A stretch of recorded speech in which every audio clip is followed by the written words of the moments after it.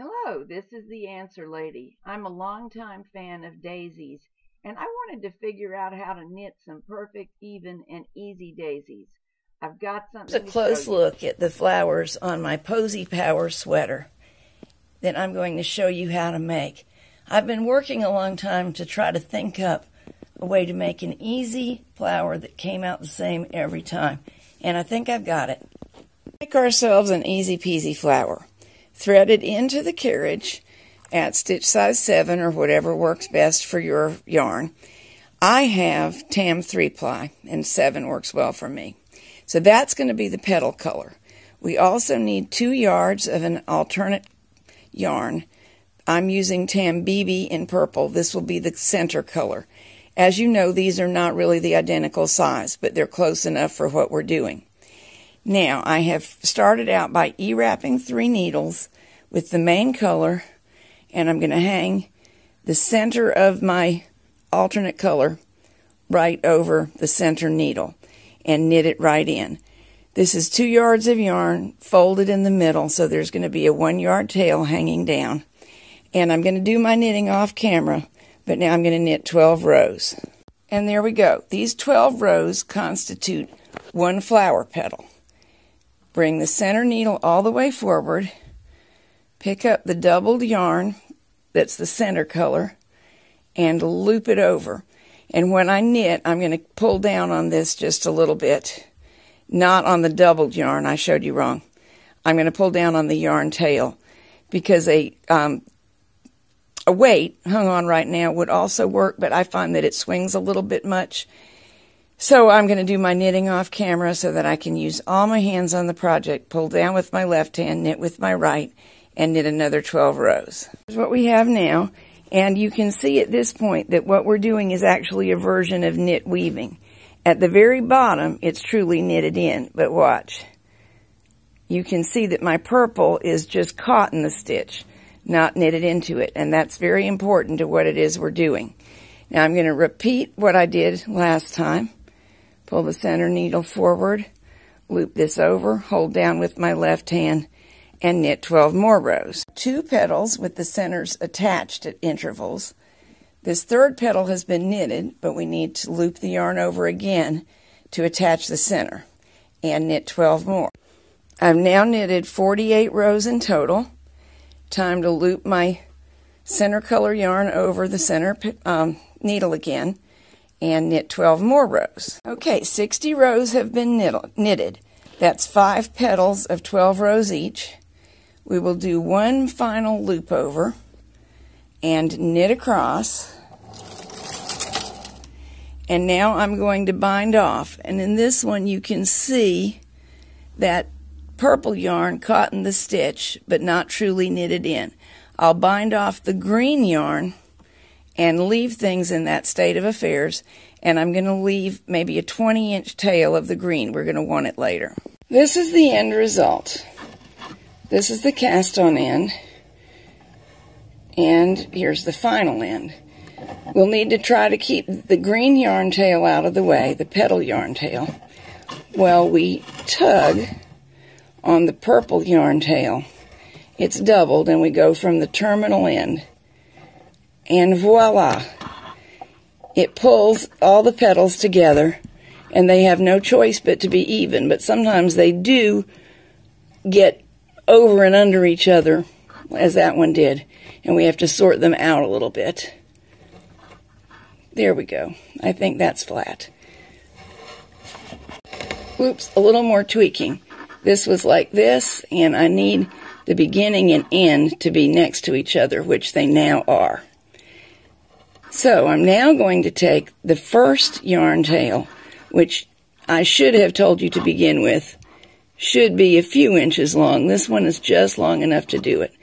Put it into a yarn needle, because all we're going to do with this is find where the beginning and end are and sew them together briefly, just so we have a truly continuous loop. And after that, I can knot this short green yarn tail and snip it off and get it out of the way. It likes to misbehave and catch loops, but it's not a big deal to free them. Okay, I think I'm secured. If you want to, at this point, you can stitch across as you knot it.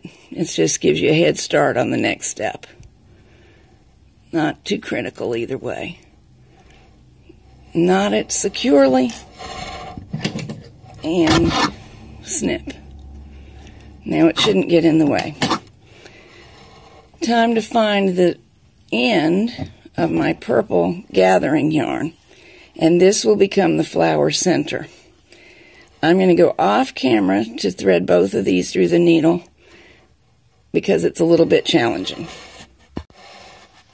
Now I've got everything connected, and it's time to bring the purple yarn, the center color, up through the flower center, down between two petals, up through the flower center again. Don't let it get tangled. It likes to grab the petals.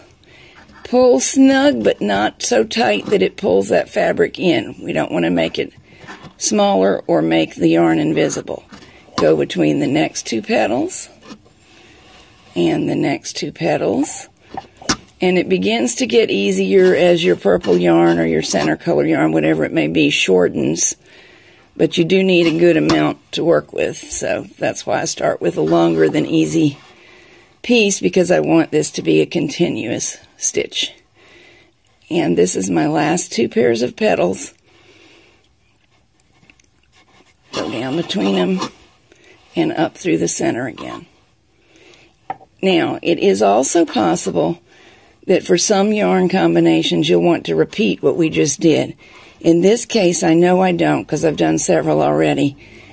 Remember, the BB yarn is a little bit thicker than the Tam 3-ply Astra Krill yarn. So this is already plenty cushiony and thick. We do want to make a complete center.